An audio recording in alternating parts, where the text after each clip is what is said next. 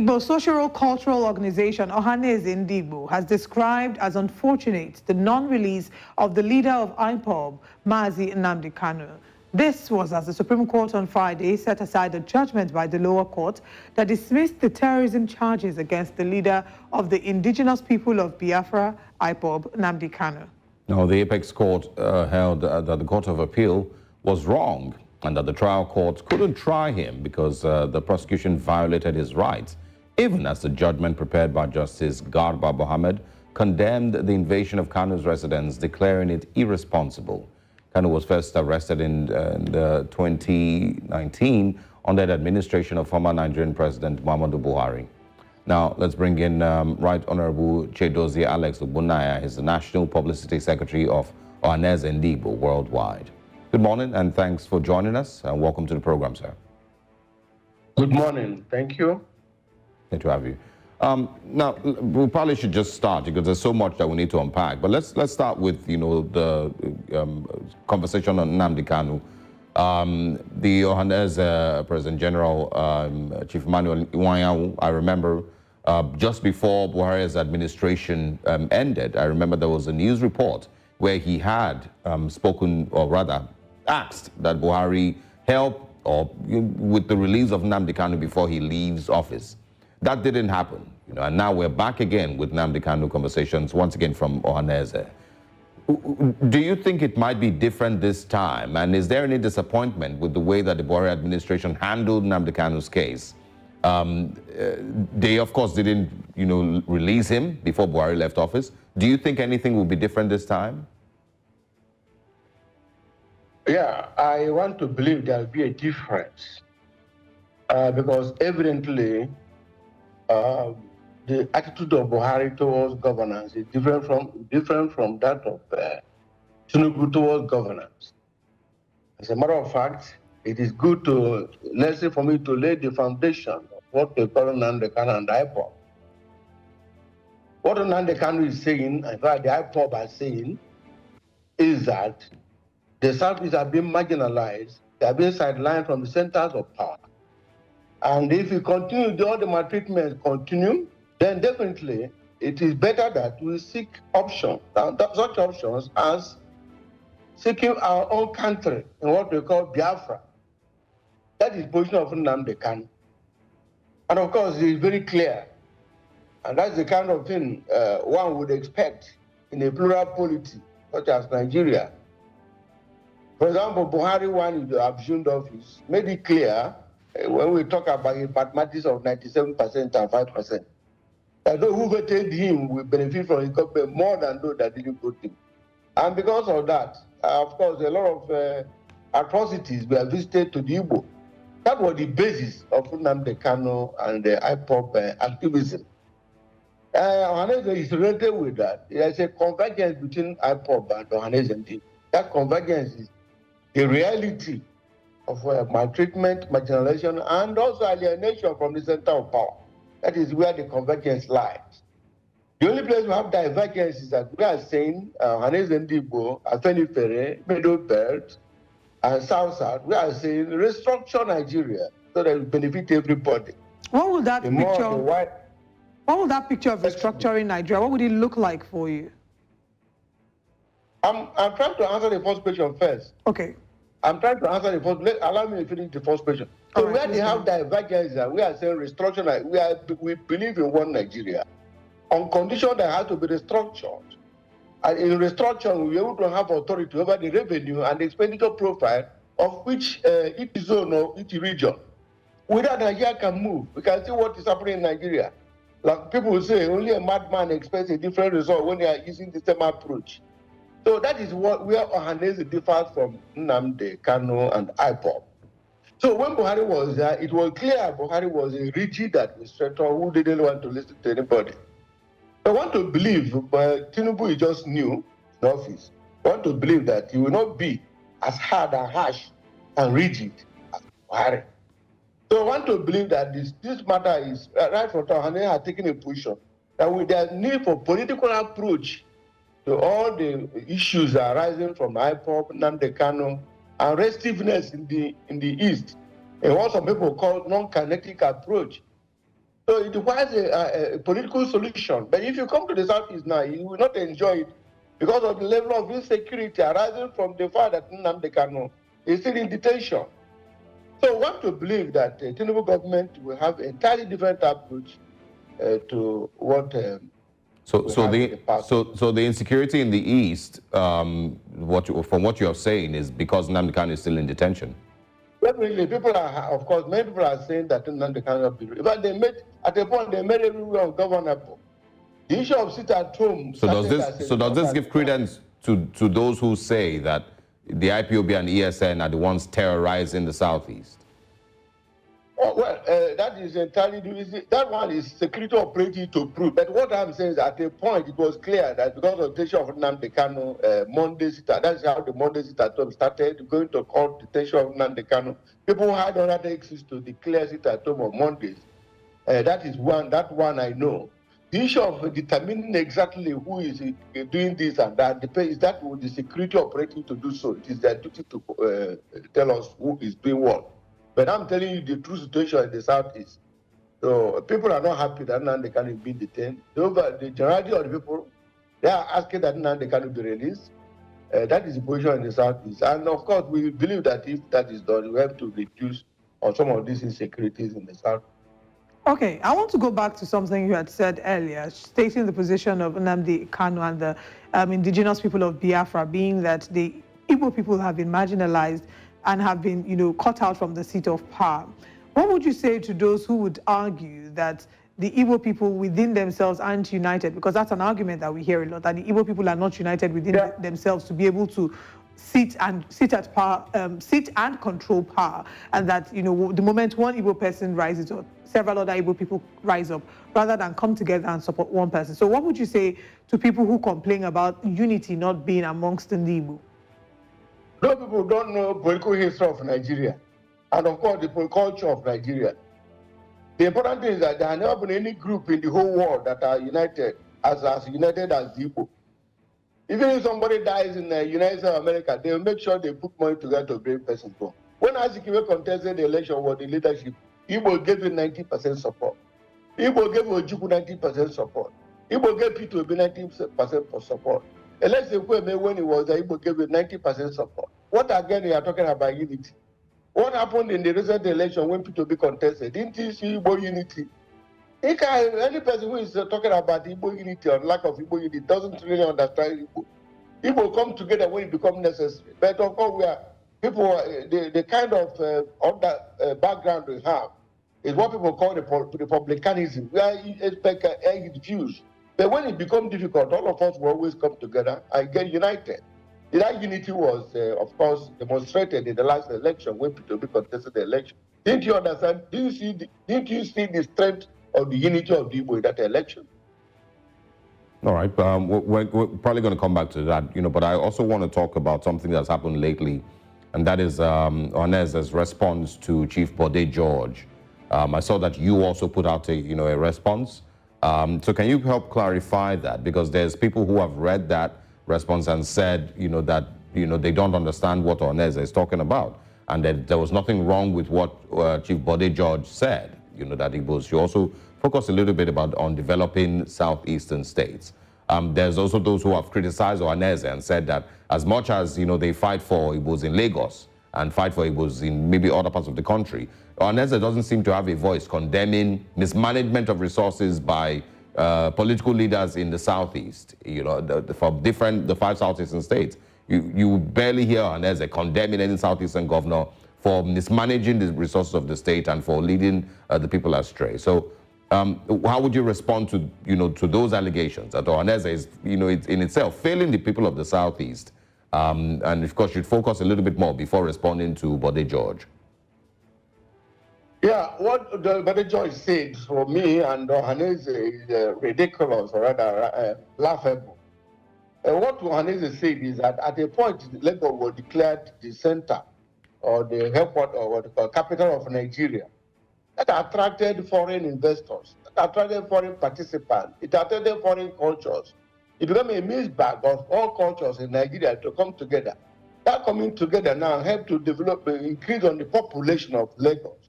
So in the first place, Lagos became a population in Lagos took advantage of that. Number two, Igbos came out, Igbos supported the fact that Lagos had become the capital. And of course, we are doing everything possible as patriotic citizens to add to the value of status of Lagos as capital of Nigeria. Not like Abuja now was declared the capital. Igbos are doing everything possible to support, to give credence to the Abuja as a capital of Nigeria. To that extent, any place we have center of power or capital or headquarters of any kind, it will attract people from various cultures. This is what happened. And because if Enugu was declared the capital of Nigeria, it would have been as large as Lagos as it is now. So what Lagos, in Igbo proverb, we say, Ebonye bikon awach. That means wherever you live, you try to add value in what we call corporate social responsibility. That's what the Igbo do. That's what they do. So wherever they are, you see them add value, build a house, you have to develop environment, add value to the society. That is what they call corporate social responsibility. Igbos are very good at that. So they are under altruism. They have this thing called philosophy. When you come to our own area, you see that they have not abandoned where they come from. But when you look at the market, the population, Lagos has grown in population. And when you are talking about basic economics, then they ask you, what are the factors that necessitate the siting of industry?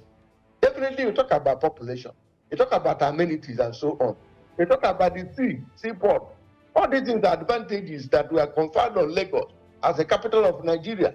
So, and the Igbos are taking advantage of that by way of not only making sure they use it, but also adding value to the society. That is what we call developing Lagos. Yeah. That's why I don't see any person attacking Igbo for developing the capital of Nigeria or attacking Igbo for developing capital of Abuja. Not like one will come and attack the South for developing Abuja, that we have agreed that it's our headquarters and we are developing it. And when we begin to say South, why are your oil is can you hold on? Development in Abuja. It is wrong for Tinubu to say so. And that is what we are trying to explain. Another thing is that Igbo don't force people to gain property. They buy the property. They go through the processes involved in acquiring property. It is not by force that they acquire their properties. So somebody came to a place, met the people who know the land, and bought the land, and developed the land. So it's not by force. So any person asking of Igbos development, yes, this is a way of adding value to society. And we are very proud that Igbos are adding value to whatever environment. Yeah, but can they speak on the second aspect of it, because Bode George has made his statement.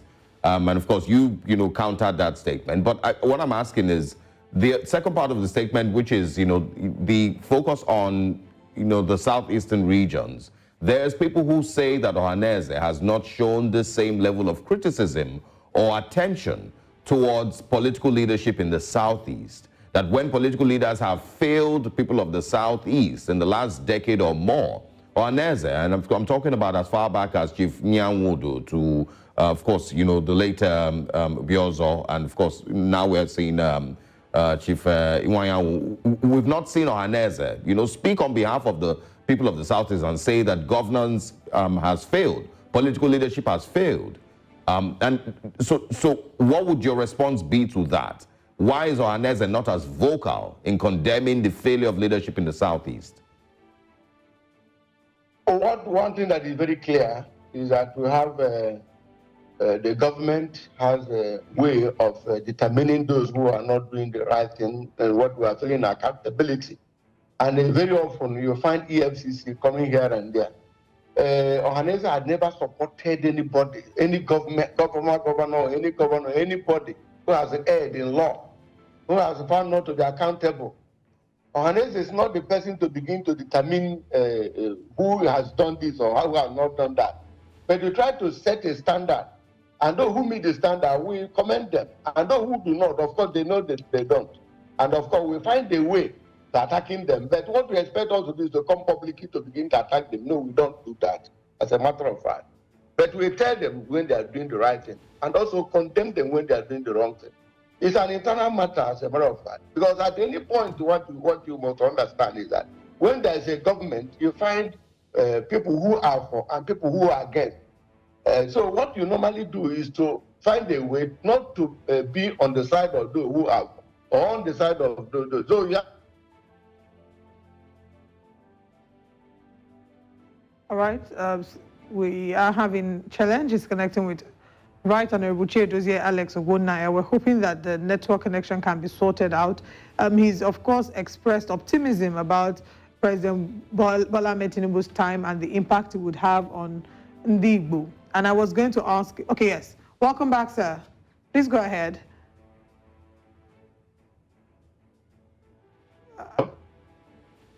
Mr. Ogbonnia, are you there with us? Yes, yes, yes. Please go ahead.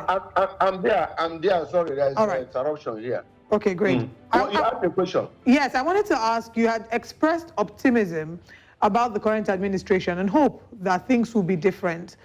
What would you say would be the metrics that would indicate that things are different for Ndigbo with the current administration?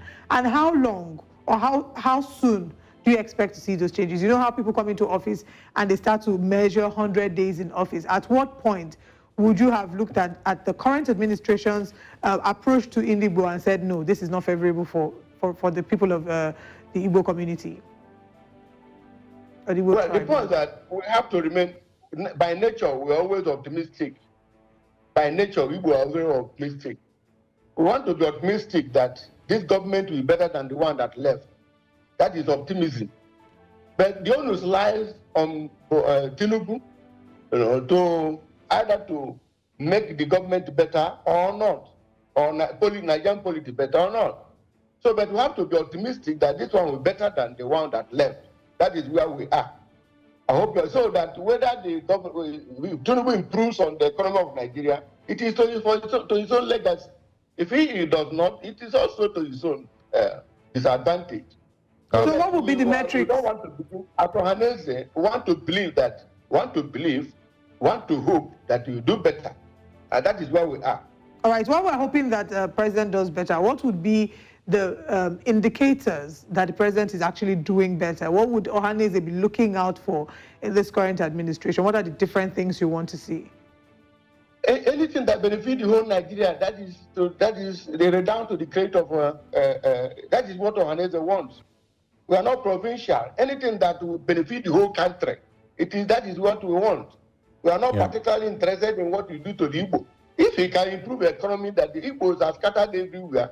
If Kano is doing well, Igbos are there, Benue Igbos are there, Lagos Igbos are there. So, and if the economy is improving, all this is a hardship we are having. The moment it falls, that is, we don't have any problem.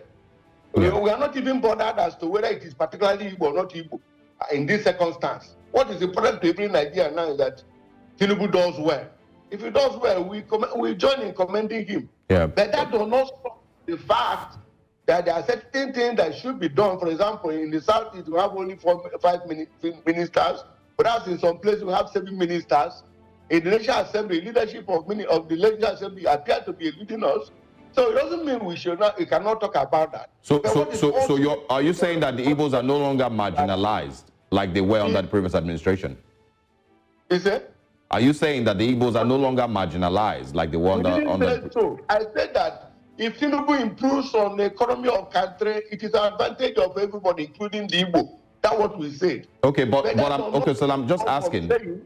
Yeah, I'm just asking now, from your opinion, if you agree that the Buhari administration seemingly marginalized the Igbos, has that changed? It is very clear.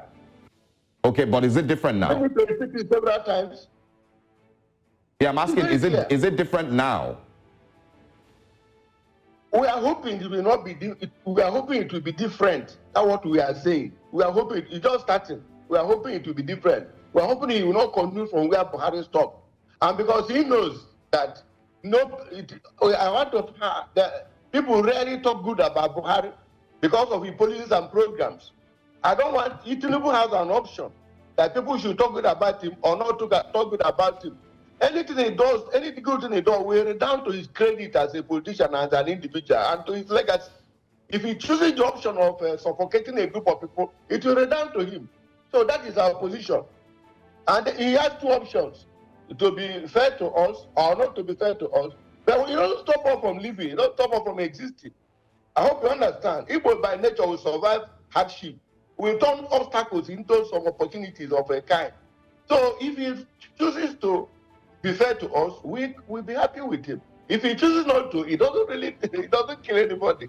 We continue to survive. That is the position. But we are very hopeful. Like my president said the other day, we are not against him. What we were against was the process. We are against that it was the turn of the Southeast. We are against that it was the time of the turn of the Southeast that we were coming on board. That was the issue. And that's why we supported P2B, that it was our turn. But now that everything appeared to have settled, we have nothing against him as it is. But we believe that he'll be a fair leader. We believe that you bring about a better economy. And we believe that at the end, you want to leave a better legacy for himself. Okay. I think my final question here, as quickly as possible, will be your reaction to a statement released by a factional Secretary General of Ohaneze. He goes by the name Okechukwu Isiguzoro. And on Sunday, he blamed the political elite, he blamed traditional authorities, the clergy, and in the Southeast for the non-release of Nnamdi Kanu. He says that you all have an over-reliance on President Bola Ahmed Tinubu to release Nnamdi Kanu such that the necessary steps for his release are not being taken. What would you say is your response to this? Well, all of you know about Okechukwu Isiguzoro. It's a one-man riot squad. He doesn't have the mandate of the Igbo, unlike President General Iwanyanwu and all of us who were elected to serve them. Okechukwu Isiguzoro doesn't have a President General, he doesn't have secretary, he doesn't have any other officer, he doesn't go meeting with the Igbo, he doesn't have a Nation Executive Council, he doesn't have Board of Trustees, he doesn't have Emodi, he's on his own. So you can see it's an individual opinion. And of course, I don't want to be drawn into his individual opinion. Like anything we discuss on Ohaneze, we find a way to take a broader view, Igbo perspectives on it before we come with pronouncements or statements. But this is a man who stayed in his room and comes up with news report. And that is why I said I will not be drawn to his views. Yeah.